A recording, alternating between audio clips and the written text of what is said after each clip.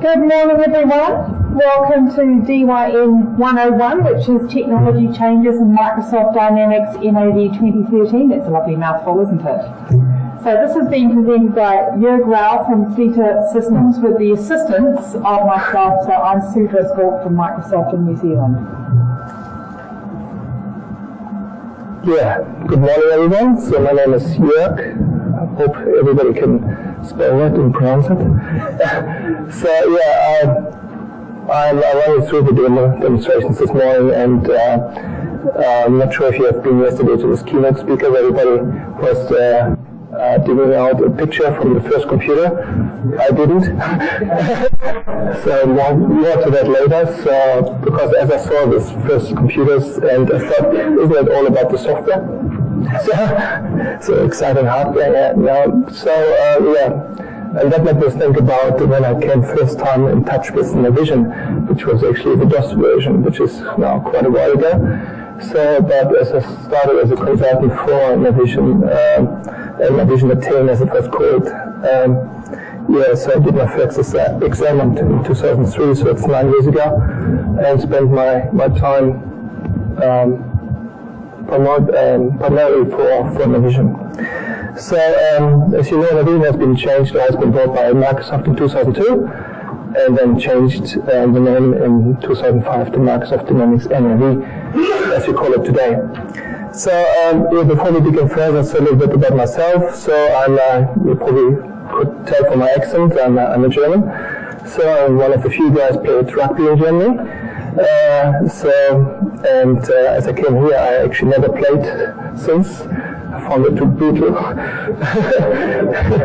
So, but I have another hobby, which is sailing. Here, and you see my boat, and both together. Yeah. So, just want to make success. So, if you haven't got a boat yet, make sure that you see me outside, and let us discuss it.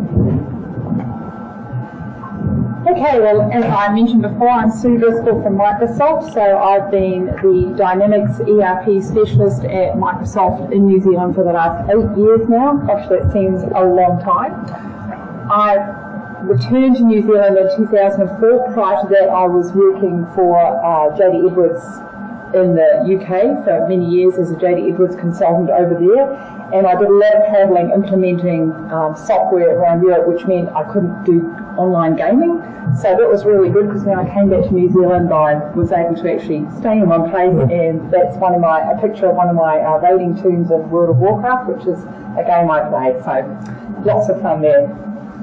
So I work with the New Zealand partners on helping them keep up to date with all the ERP software. So for Dynamics, that is Dynamics AX, Dynamics NAV, Dynamics GP, and Dynamics SL. For Dynamics NAV, I've actually got a couple of certifications in the current release, which is 2009. So I'm certified in trade and in finance in that area. And I also love technology, as all the partners will tell me. When the Windows Phone 7 came out, I couldn't stop going on about it. It's a lot of fun. So what we're going to look at this morning for the next hour is Microsoft Dynamics NAV. We'll have a quick look at it for those of you who don't know Dynamics NAV. Anyone here not know Dynamics NAV? A few of you? Yeah, okay, that's good. But I know quite a few people here do, which is really good. So we'll have a look at that. You might have heard Jörg's already called it Navision, which is what it was called prior to the name change in 2005, and also heard some people call it Dynamics NAV. Now, you don't call it NAV? No, not in Russell. You jerked me. Yes. So there's a lot of technology changes coming in the next release of Dynamics NAV 2013, which we're going to look at. And so we're going to focus on 4 areas for that. Firstly, the self-serve business intelligence. By self-service, of course, we mean business intelligence that doesn't need a programmer to produce for you. So we're going to be looking at a couple of the new chart options that are available in Dynamics NAV 2013. Secondly, we'll look at modifying a page. So with this release of NAV, there are no more forms. The classic client has completely disappeared. And we had pages that came along in the 2009 version, so now that's how all they are. We're going to have a look at how you can now develop a page a lot easier, the new extra bits and pieces they've added there. And while we're doing this, we'll also see two of the clients. So the clients are now the Windows client, the web client, and the SharePoint client. Thirdly, we're going to look at deployment and administration. So Dynamics NAV is going to be the first ERP product from Microsoft that's going to be in the cloud. So that's probably not coming out when it initially releases, just slightly later, but that's still very exciting for us to actually have a product in the cloud. So our customers will have the choice of deploying Dynamics NAV on-premise, partner-hosted in the cloud as well. And lastly, we're going to look at the query objects in OData, which is the tools a power user could use to get additional information from their system. And this will give us some time at the end of the session to answer any questions you may have. So, Microsoft Dynamics NAV, formerly known as I've said, it collects all your business functions into a fully integrated ERP system. So ERP is Enterprise Resource Planning, or software that runs your business. It's easy to learn, simple to use, and quick to implement. It comes with a rapid start module to help you get up to speed very quickly and easily. And it even includes a default project schedule to enable you to actually use as the basis of your implementation project. The screenshot here shows the home page or the role center for an accounting manager. Now, Dynamics NAV comes with, I think, more than 20 role centers out of the box. And the idea of these role centers is that they give you the information that you need to do your job effectively. You can see across the top, it's got the sort of ribbon bar that we're used to in Microsoft Office. As we said, it shares close ties with Office. In fact, when you look at it, you can almost see where you've got the navigation bar down the side, which looks like Outlook, and across the top, the ribbon bar, as we said, that looks like that you get in Office and Excel, etc. But what we also have in there is features that are actually fundamental to your role. So for an accounting manager, for example, you can see the activities, the purchase invoices due today. You can see a graph over on the side, which is one of the new charts, the customer sales and profit, which is actually linked to the customer list below.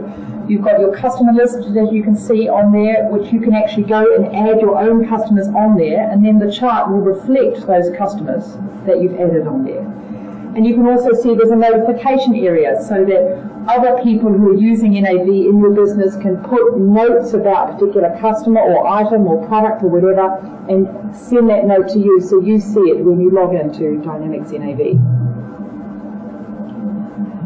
So we've got over 250 customers in New Zealand. I've just put 4 up here, which Jörg, can you briefly tell us about them? Yes, I choose those 4 customers here because they're all different. So Holdfast is an import and distribution company in Hamilton, specializing in adhesives. And we won actually the ERP Partner of the Year award last year with that implementation, and what we did for them. So they, for example, they do 50% of all their orders now electronically via EDI, and it's full barcode scanning, and so all with NAV. So the second one is interesting. Everybody knows Frontera, and everybody who's in the milk industry is watching Good Morning again, so that was 6% up. So Open Country is actually the second biggest dairy exporter here in New Zealand, so running NAV. And the third one, Perry Group, is very interesting, down in, mostly in the Waikato, because they have multiple different companies, from running a quarry to galvanizing plants, over distribution and plumbing, and they run those different companies all in the same database with the different needs. And the ones here in Auckland, you probably know them all, so it's not hostels, it's also gyms and daycare, and they run NAV as a financial system. For our international ones, as you can see worldwide, we have over 80,000. Actually, I think it's closer to 90,000 now, so it's a very well-known and well-supported ERP system. We have over 1 million people who use Dynamics NAV every day. That's the number of concurrent users we have logging in which is quite exciting, really. So Brother, you've probably all heard of Brother. I mean, I myself have a Brother printer.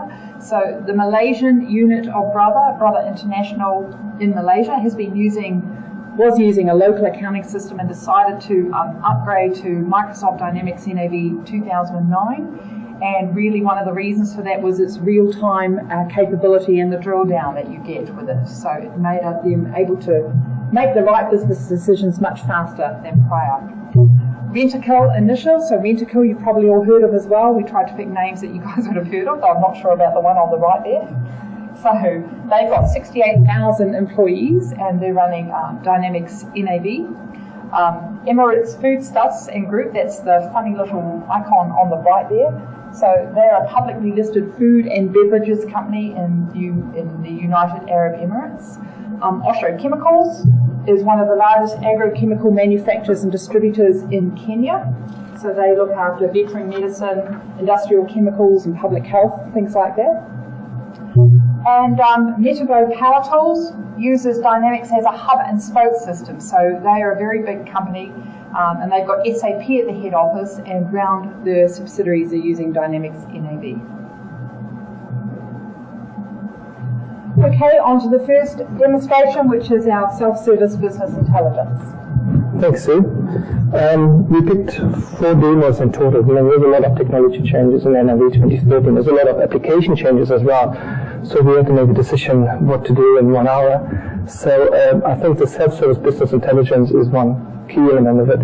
So we can just swap. It works. I know that some people haven't seen Dynamics NAV before, so some have. So, and the one who know already the Windows client, as it is called now, the former retailer client, will spot that the rhythm is something which is new and come into place. But we had charts before. So charts in the World Center was something we had, but the limitation we had always was that charts could only be placed on one table. So this has changed now, so we can have charts also placed on different on queries, which is in the object, and which I'm going to show you later on. So the selection we had before was that you could go from built-in charts and choose the one you wanted. So the one in the bottom here, the tables, those ones we knew before. The ones on the top now with queries are the ones which are new. But the good thing is, in the past, you had to have asked somebody helping you with creating a new chart, so to configure this. So this is now something a skilled user can do by himself. So, and it's very good. So the query object which I used for this sales and profit one is, as Sue already said, is combining different data for different tables and also the My Customer table. So as soon as you change it, it is changing also the charts. So yeah. And what I want to show you now next is another 2 changes. So we have now a new chart type which we call special chart. Special charts give us a little bit more functionality, and what we want to do is we have a look on the new cash flow chart. So there's a new cash flow module in NAV 2013, and I'm not going to explain the cash flow module completely, but I want to show you the chart. So the first thing is I bring in the chart. So I'm logged in as an accounting manager, and got my profile as accounting manager. So now I pretend to be one, and of course I love cash flow.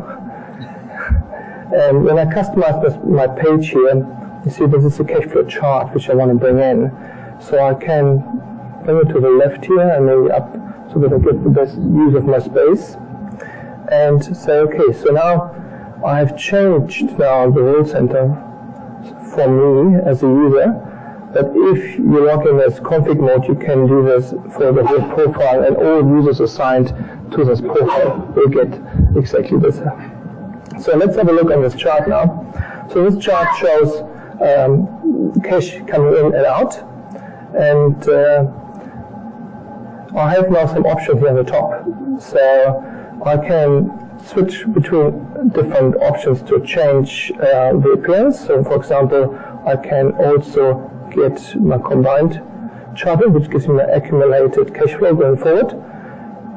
I can hover over things as before, but I can also change my grouping. So the cash flow objects gives me the ability to define different sources of cash in and out, and also I can create my own chart of accounts for cash flow. So if I swap that now to a source type, you see I've got a stacked bar chart right away, and this is always live on the data, on the entries, which is underlying behind it. So when I hover over this now, you see this is now the cash flow, the revenue, and over here we've got the sales order. So the ability of this new special chart is that they also can drill down. So people who used to work with NAV love this drill down everywhere. So now we can do this also in charts. So if I click on this one, it opens up all my sales orders behind it, and I can take it from there and just go further and have a look on the sales order. So it's nice, isn't it? That's exciting. What do you think, guys? How many people get excited by cash flow? You all do, don't you? Yes, absolutely. So let's go a little bit further, because we have also a new special chart for performance. So in this accounting area, this is the finance performance chart. So this exists also in other areas like sales and inventory and purchase. So what I want to start with is the account schedules. So the account schedules is something we had always had in NAV, and I think that most people love it. So the account schedules give me the ability to define my own reports, financial reports, where I define my own rows and columns. So I prepared one which is the revenue one, and what I want to do first is give you an idea how this looks like and how I configured it. Edit the account schedule. So what you see here is that I put some rows in which I want to report on. So I'll just give it a title and call it revenue. I want to break down my revenue and my sales of retail and domestic and export, and I get the source of this information from an account. So if I choose an account from the chart of accounts here, you see this is now the first account I choose, that's the second one, the third. So at the end I have a total.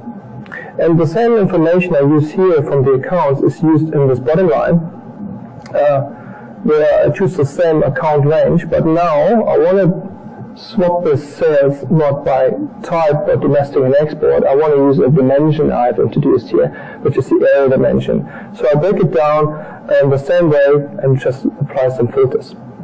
So what I want to show you is now how it looks like in an overview. So, and you see this is now my rows again, and I just define them the same way columns. So I just choose 3 columns, which gives me the change, the budget, and the variance. So what we do, we go for this demo that a little bit back in time, or fast forward, and so I can choose my view by months, and I just choose a certain month now, January. And with my next period, I always go through. You see the changes now coming through of the data, and I always have the chance of drilling down behind it.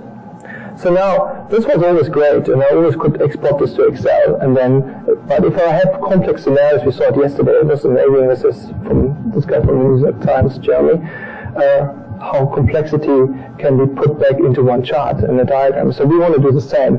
So if you have something more complex, and now let's say I want to see my revenue breakdowns over a period of time in my months with my domestic and export, and I would like to visualize this, I can do this now. So based on that account schedule which I prepared before. So I will go back to the role center and bring in this new chart. So this is the finance performance chart, and I will bring this up and just give you guys a better view here. So solution. So at the moment I haven't defined any chart. So what I have to do is I select a chart, and I have to create one first. So go new and call it my revenue chart. And now I choose the account schedule which I've used before, which is the revenue, and start my time on 1st of January 2013. The period length I want to have months, and I'm happy with the number of periods to show 12, so I show a full year now. And is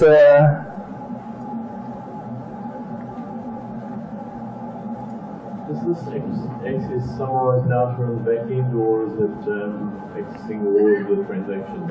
It depends on how I set up the account schedule. So this account schedule has been set up by an analysis view, which is aggregating data together, but I can set it up right away to the GL entries.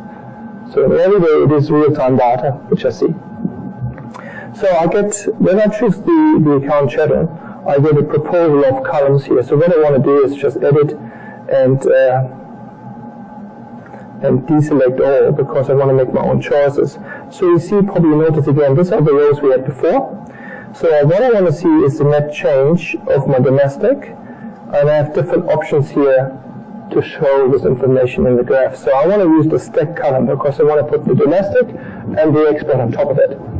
So do the same with this F8, copy from above. It's still the same. I'll just do this with this one as well. And let's have a look how it looks like. So that's all what I have to do. And say OK. And choose this. And voila. So this is now the chart based on my account schedule. And as you saw before with the cash flow, I can still hover over the information, and by clicking I can drill down into the entries. So you see this is the accumulated entry from the analysis view. So I find that very exciting, so because now it gives you full flexibility to use your own account schedules which you have before, if you're already on NAV 2009 or before, and then put a chart on top of this. But as an accountant, that's fine that I see the actuals, but I want to see more. I want to see my budgets now. And I saw that before in my account schedules. So let's go back and make a change. And go back into my chart. And so I've got the budget column here. So what I want to use is use the total budget and put it in as a line. So, and click OK. And now I've got my line in here. So now I have the ability just to have different kind of charts or types in my own center. What I forgot to say actually is that the charts we see on the right now can also be shown now on list pages, not only on the whole center. So we can have them in every list as well. So.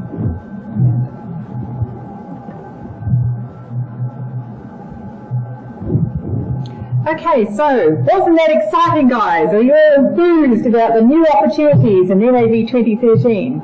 So Jörg showed us the new cash flow chart, which is based on the new module, the cash flow module, which has arrived, as I said. I just said it's new. We've got our account schedule chart. So account schedules are a fabulous part of NAV for any accountant or any person who gets excited by finance, where you can define your rows and your columns. And now, instead of having to export it to Excel, a fabulous product, of course, to see all the trends and everything, you can now see those trends on a chart that you can put onto your home role center. So every day when you log into Dynamics NAV, you can see the state of your business that you've defined using an account schedule in a graphical format right on your home center. So, great. What will this mean? Accountants will be happy. Finance people will go, wow, fantastic. And of course, the great thing about it, as Jörg just showed you there, you don't need to be a programmer to do that. It's self-service business intelligence, because everyone likes pictures. Okay. So we go right into the next demonstration, which is about page modifications. So, but before we go into the pages, let's have a look first on the new development environment. So this is your old object designer as we know it. So, but you see, the forms are definitely gone. There's no forms anymore, and so we have the pages. But you probably notice that there is no data ports as well. So. Because if you know NAV 13, you're a developer. So this is, yes, a bit for the techie, and we said technical changes. So the data ports are gone, but if you still have the requirements to import or export flat files or comma-separated files, the XML ports can handle this. And the good news is the XML ports can be run directly, so we don't have to wrap it with a code unit anymore, so we can just say and run. So now we have actually all objects which you see in the object designer can be run now. So, and the query, which is a new object, which I'll show you later. So, very common is that when companies use an ERP system, they always use it a little bit different. So people want to make some changes. And most of the changes are getting done on pages, how you want to have users viewing this information. So what I want to show you is now, first before we go and change a page, have a look on the page. So I choose now I want to go on the customer list. So you see this is a list of my customers. This is my fact boxes, my specific ribbon. So when I choose now a page, a customer page, see still the fast tabs. I've got my specific fact boxes over from this customer, and I can open and close the fact boxes. So the fast tabs. So what I want to show you is now first that I don't like that the city is down there, so I want to make it a little bit different. I want to put the city up to the address, and ideally have the city and the postcode next to each other instead of underneath. And I don't want to use the county field. And also the requirement where we wanted to create a new field. So I added a new field on the customer table, which I call customer priority, which is just simple, an option field of A, B, and C. I don't want to bring this in. So delete something, add something, and change it. But as it is now also, and it comes in different clients, I want to show you also the web client now. So you see how it looks like in the Windows client. Now compare for yourself how the web client looks like. So I'm just going to close that and minimize it. So what I'm going to do is, and you forgive me for that, I don't want to show the new Internet Explorer, so because other Explorers are supported as well. Of course it works in the Internet Explorer, but it also works in Chrome, Safari, or Firefox. So that means you can use it actually anywhere, anytime now on your devices. So I'll log in now, get my message about, that's the demo database. So this is the role center now, and the same accounting manager in a web client. You don't have to install anything on the browser. It's just open it up, and you can try it on your iPads or Android tablets, and it works really nice. So what we do is we just go do the same. We go on the customer list. So this is the customer list. I have also my fact boxes here, and I open my customer. So this is my customer card. This is my fast tabs, my fact boxes, and I can open and close them as I showed you before on the Windows client. So very, very similar. So we said actually we showing the SharePoint client. We haven't got the time to do that, but the web client here, the SharePoint client, looks exactly the same. It's just embedded in SharePoint. So now let's have a look on the page change we want to do. So I go back to the development environment on the page, and I choose my customer card, which is the page I want to change. So I go in design mode, and you see this is an XML style configuration of the page. So we had this before, that's fine, but what is new now, and my resolution lets me down here, is the preview button down here. So if I click this preview button, I get the page in preview mode, and I just bring it over a little bit so that you can see it better. And so I don't have to just make a configuration, save it, and go and run it in the Windows client. I can see what I've done now right over here. And the beauty is, as soon as I click on any kind of field you see on the left, it jumps right away to the area where I have the definition. And that works also on top of the Windows actions. So as soon as I click on it, it brings it up, and I know exactly the point where it is. So the change I want to do is get rid of the county field. So I click on this one and go over here and say right click and say delete. So this deletes the line and it refreshes my page. So you see this is gone right away. Now I want to bring the city field up, and I just go click on city so that I get on the left hand side. Just bring that over my configuration, and now I use this arrow buttons here on the bottom to bring the city up.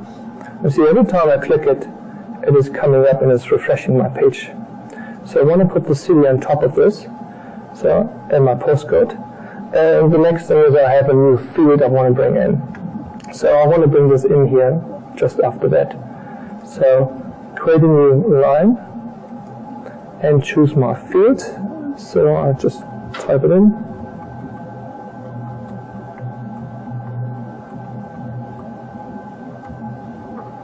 Yeah, and here's my new field, which I created earlier on the table. All these customizations carry over to the next version, or do you have to reapply the next version? Oh, so when the new version comes in, you have to merge them. So there's merge tools to merge your changes. So so now I want to show you which we have new is we can change the layout much more in the page as before. So I want to use a grid layout, and the grid layout offers me the ability to bring things maybe in different rows and different columns. So because I like to have the address area here nicely to enter an address, so I want to have the city first and the postcode second. So to do this, I'll just go in and create a new row and choose the group, and the subgroup I choose now is the grid layout, which is new. So in the grid layout, I just go on the properties and define now what kind of layout I want to use.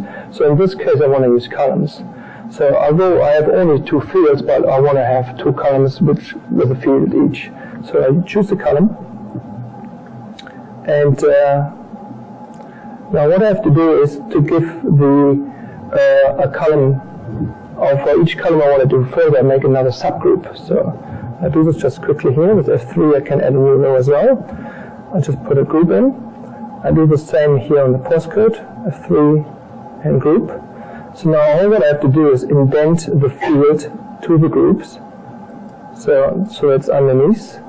The same as this one. And now I have to bring those 2 underneath that grid layout group. So, and you see now I've got my city and my postcode next to each other. So now let's have a look how that looks like in the Windows client and also in the web client in the browser. So I just close it and say save. So I'll go back to my Windows client and open up the page again. You see now the city and the postcode is next to each other, and I can change the customer priority over here. So, but because I've deployed it right away to the database, and we have this central NAV server, so it is now also deployed on the web. So when I go back to my browser and open up this page again, so you see that I've got my city and my postcode here, and now I've got my priority, which I'll change back and say OK. So one change deployed everywhere right away. So how do you do with that? Can customers do this, or is it still a developer's license? Our customers can do that. You see, I didn't touch any code, so with the page designer, we're able to do that. Yeah.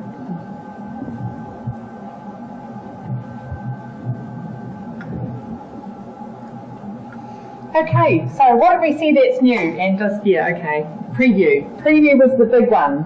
It's fantastic. If you think of the amount of time, if you're changing a form or anything, that you do the change, then you have to compile it, go and have a look, come back, no, it's not quite right. Now you can see straight away, and as soon as you move something, that it refreshes straight away. It's a huge time saver there for everybody. Second, we now have the option of the grid layout, so it just gives us a little bit more flexibility in how we're actually going to show the fields on the form, rather than just having them in the standard way they've always done before. And of course, the big change is we no longer have to do separate developments for the web as opposed to the classic client, or, well, there is no classic client, the Windows client. It's all done in one place and is deployed everywhere straight away as soon as you actually save it. Fantastic. Yeah, this picture shows a little bit better the architecture and the deployment. So we have, so the classic client is gone, and that means we haven't got any client-server deployment anymore, so it's 3-tier all the time. So also the Seaside database is gone. I'm not sure how many people still use the Seaside database, but I came across them here still in New Zealand. So, but the good thing is, because this is gone now, this code in NAV doesn't have to support 2 databases anymore. So that gave Microsoft the opportunity to make significant changes on the server side. So, and we have new clients now, which is the Windows client, the SharePoint client, and the web client. So what I want to do is now tell you a little bit more about the about the middleware, the NAV server.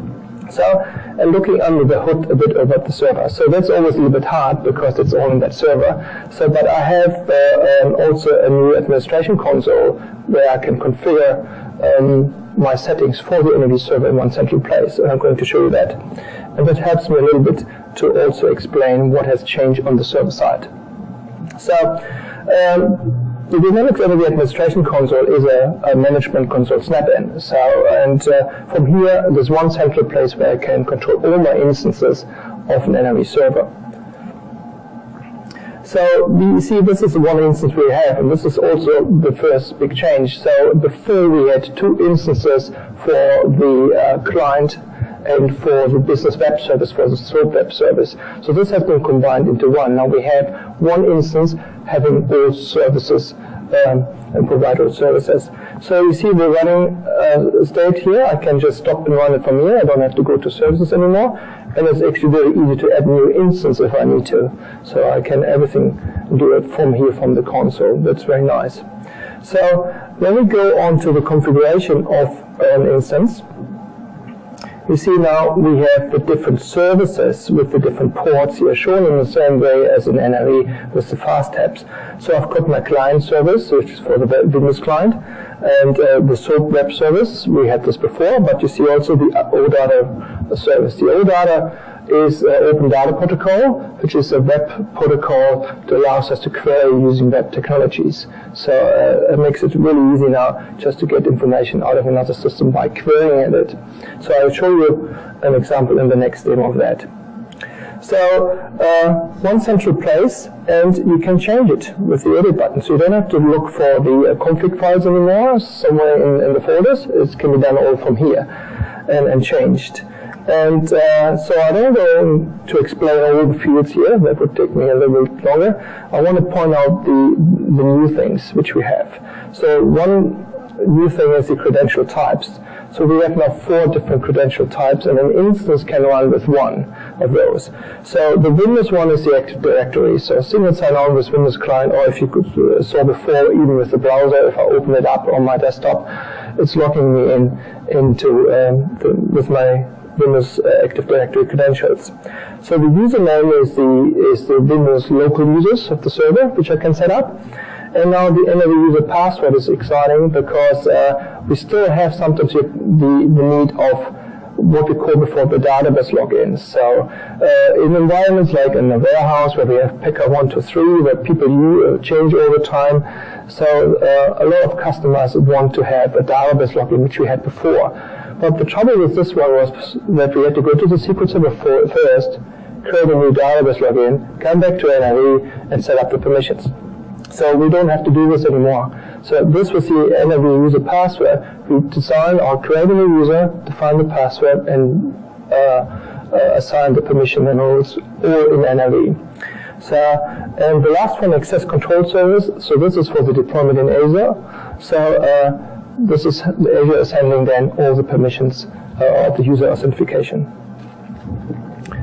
So also, you see the database settings and the login account. So a major change has been done in the way NAV 2013 accesses the SQL Server. So what I should say first is this is a 64-bit application now. So it's a 64-bit server, and needs also a 64-bit edition of the SQL Server. But because we have 64-bit now, so we can make much better use of the hardware, especially memory, which gives me better scalability and also a huge improvement in performance. So the performance was also significantly changed by the way we access the database. So before we had the ODBC, and now we have this SQL native client, ADO.NET. So, and that means that not every user who connects to the database automatically creates a new session on the SQL Server as we had before. So we can make use now of connection pooling, and we can make of caching. So we call it MAS, which multiple access result sets. So this is now a huge benefit on this because it consumes less resources on the SQL Server. And so let's have a look on the different services. So every services which we have can be enabled or disabled, and I can change my ports. And because we've just gone away completely from the client-server environment, you might have asked yourself, what happens to the NAS, the NAV application server? So where is it now? So this has been now also included into that 64-bit application as a multi-threaded version of this. So it means we can finally just have multi-threaded, multi-processor at the same time running in the NAV server. So, and this is part of it here as well. What I also like is the way we can start it up. So we have startup methods and startup arguments, which gives us the ability to start up the application server in a different mode based on what we have already delivered with NAV.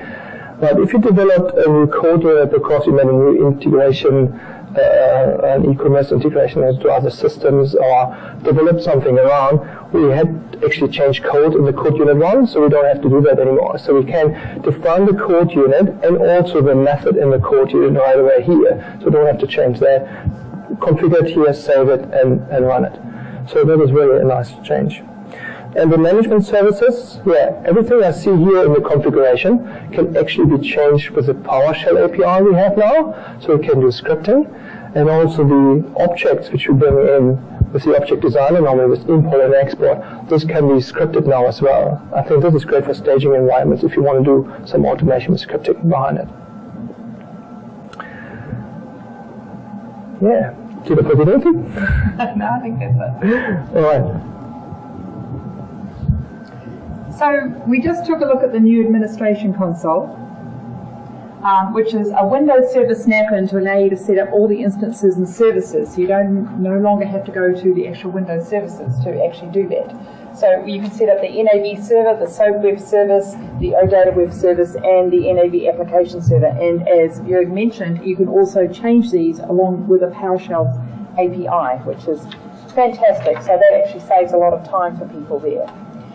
So a question for you guys out there. Can anyone remember at least 2 of the 4 types of authentications we can now do within this?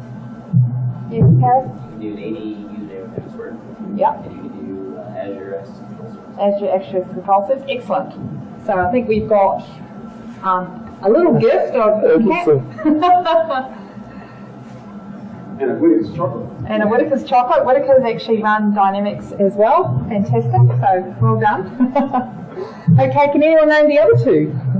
That was 2 there, the Active Directory and the Azure, and there's 2 more. The username. Yes, there was the standard NAV username, and there was a new one that saves you going into the database. NAV user password. Yeah. Excellent, excellent. So very good. Do we have 2 winners now? Do you want to hand out 2 more hats? Yeah. Assuming you've got some. So, yep. And this gentleman over here, thank you. So now that you have a cap now, you need a boat, you know that, right? Indeed. Too far away. How many should you have to answer to get there? It's not a giveaway, unfortunately. So guys, we learned in there that the NAV application server is now a full .NET service, which is great. So it can handle your job queues and communications, and it's 64-bit server, of course, which gives it the ability to use more memory, more hardware resources, etc. So OData is the new web service within Dynamics NAV, so that's an addition, as well as SOAP, which was already there, and again you can set this up in the administration console. All the servers, as you mentioned, are now 64-bit, so you get all the advantages of that before: increased performance, increased use of your hardware. And we've got the SQL client ADO.NET or ADO.NET, I'm not sure, what is the correct pronunciation? ADO. Bad. ADO.NET to access the database, so that gives us options such as connection, pooling and caching, as you mentioned. And of course, it doesn't require the setup of delegation. Did you mention that? Oh, no, I didn't actually. Yeah, that's an immediate deployment. So, so if you have the database and the server and the client on 3 different servers, you had to set up delegation before. So this is gone now, so the deployment is much easier. Yeah. Okay, and I see the NAV techies going great and the others going so. But it's more exciting, guys, you can be sure of that. Okay, and now for our... Which comes to our last demo. Yeah, so the query object in OData Web Service, two new things. So what I see very often is that I get requirements that companies want to be easy to deal with and want to offer their customers or vendors some information. So like showing the last invoices they have, or for a customer portal, or showing the stock levels for a vendor managed inventory for the vendors. So at the end we want to bring information down to web. So I choose now these two new things to show you how quickly this can be done. So first we have a query object to define data for multiple tails. So I use this as invoice header and the sales invoice lines, which is a very easy example, and then deploy this query as a OData web service, and then I'll just develop in Visual Studio a little web page which is consuming this web service. So the first thing is I have to create a query. So this again, it doesn't have to be done by a developer, so a customer can do this as well. So we go first in the object designer and choose the queries and create a new object. So the first thing I have to do is just define my data source, and what I do is now just select the sales invoice header. So, and from the sales invoice header I want to use some fields, so I could just go and just grab the columns by myself and choose them, but if I go over here and choose the field menu, I actually have a chance to select with the control key the fields I want to use. So in this case I want to use the sell to customer number, so the invoice number, and the posting date. So that should do. And the system asks me if I want to add those. Yes, I want. So now I have my field selected from this table. So the second thing I want to do is now just bring the sales invoice lines to it and link it together. So I choose now the data item, but you can see I can also choose a filter. So if I have data or fields which I don't want to present as part of the data set, but want to make it available to apply a filter, then I can define those filters here as well.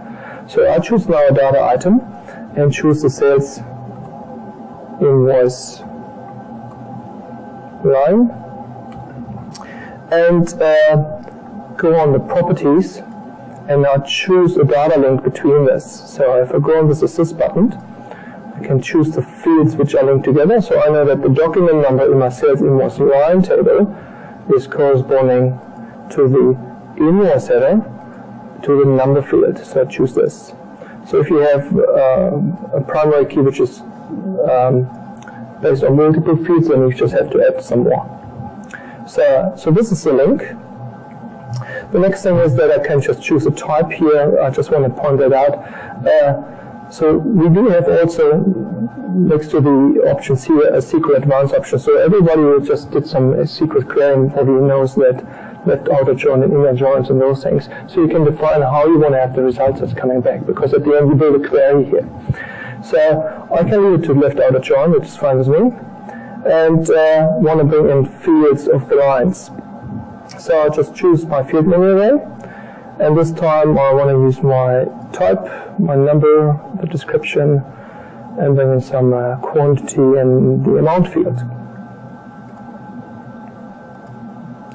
So actually sales lines can exist from different types. So because of my customer portal, I want to only show what items somebody bought, the customer. So what I do is I go on the properties of this field and apply a column filter on top of this. So where I just chooses to like item. So I'm almost there. So I want to show you now a little bit the method types. So when we have a field here like the date field, we have the opportunity just to choose date. So what it is doing is splitting that date into the different components.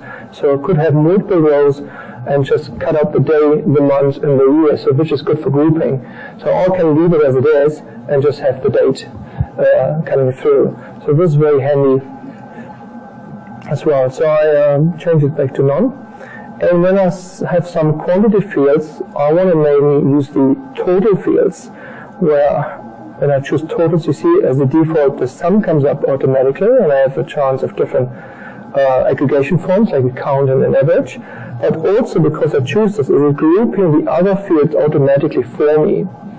So what I want to do here is just do the same for risks and leave it to sum. Now, I have now two columns which have the same field. So we have the number here and the number here. So what I want to do is I change this to item number, just to tell them apart. And I'm done.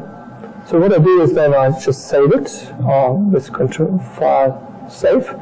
And now we have a range from 50,000 to 99,999 where we can save custom objects. So I want to do this here and just choose 50,010 and give it a name, sales invoice, just maybe query, and save it. Yep. So now you see this is my new object, define the query. And I said before, every object can be run right from here, from the objective editor, so we can do the same with the query. So if I say run, it's logging into my Windows client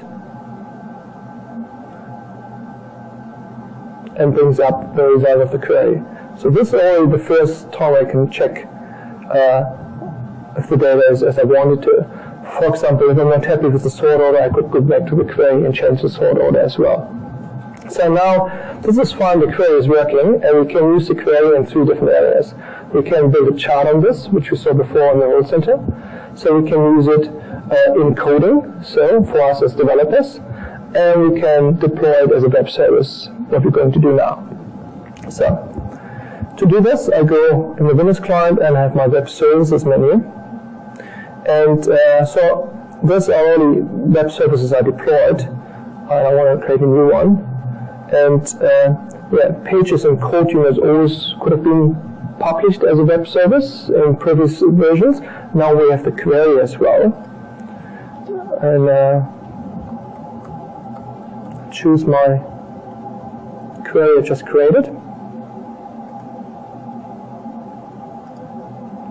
And give it a name. So I follow that naming convention by sales invoice. And as soon as I click this button here, publish, it is available as a web service. So let's have a look how that looks like in the browser. So this time it's in the Explorer. So what I've done is I just have a shortcut here, so I can quickly explain this. So this is my server. This is the port which we saw before in the administration console, where the SOAP, the OData web service is listening to.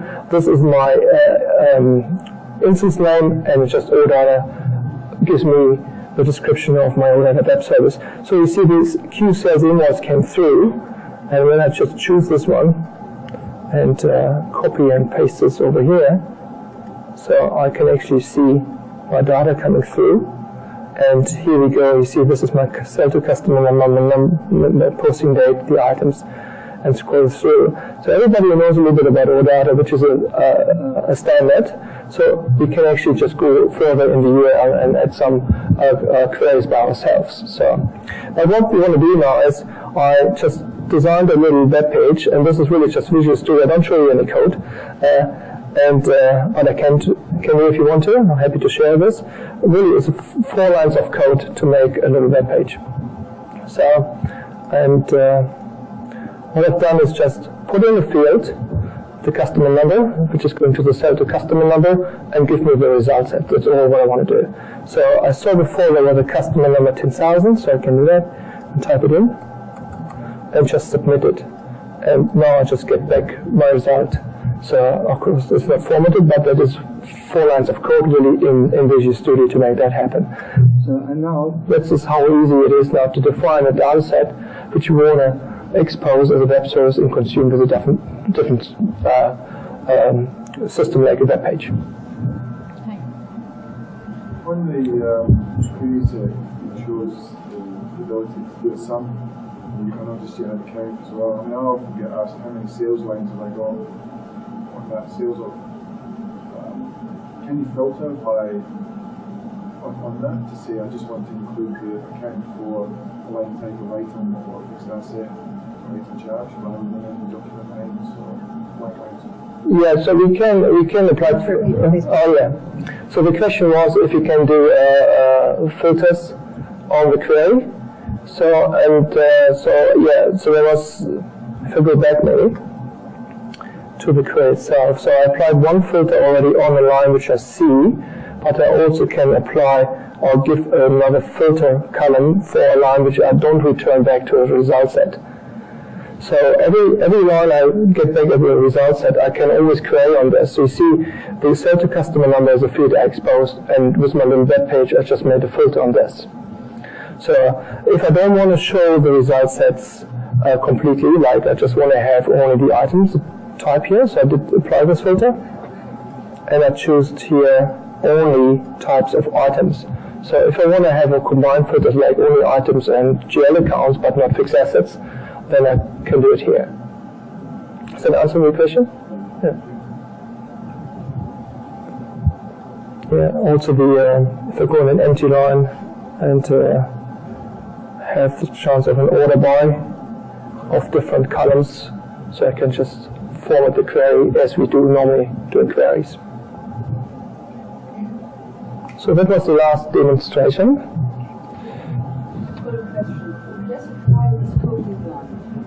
Can I still run the report from the object designer to back?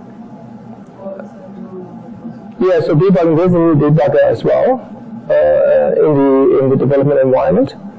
So, sorry. So the question was, is it still possible to debug a report? Or debug itself, yeah. So there's a new debugger available now, which is in the development environment. And this debugger allows me just to hook on any session actually running on the NAV server.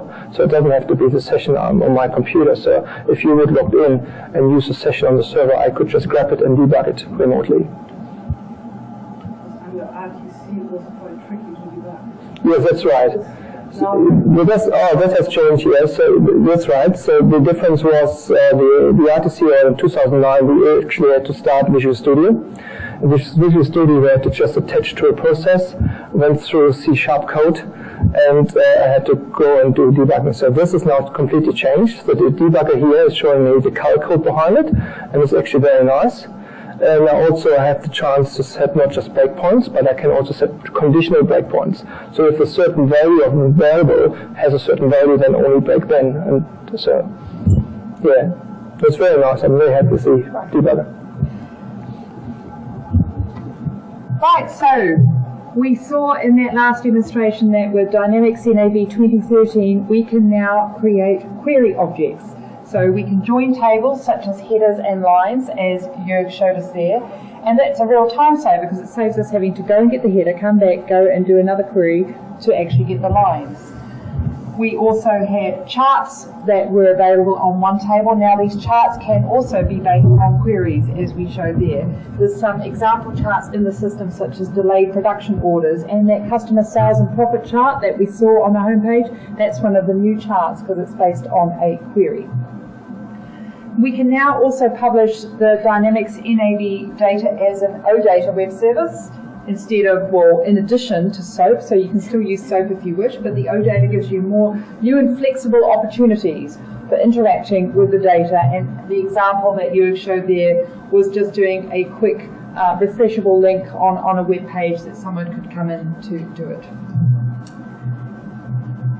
So that's our presentation, guys.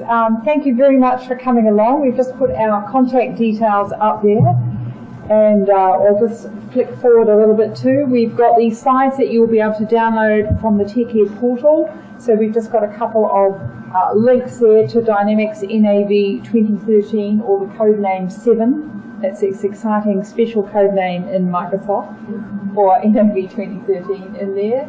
Yes, the second link we had is showing most of the information which is new, also the application changes. So if you want to see what has changed in the modules, so like the cash flow I mentioned, or we have timesheets now. So if you're interested in that, you could have a look and browse through that. Okay, just a reminder that this is the first of the Dynamics sessions. So straight after this, after the break in this room, we have got the very exciting Dynamics AX Retail, which I'll be co-presenting along with, and then after that we've got some not so exciting CRM sessions. So they are exciting. Of course they are, just not as exciting as ERP.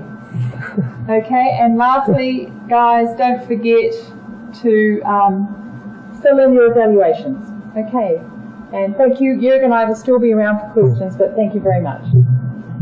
Yeah.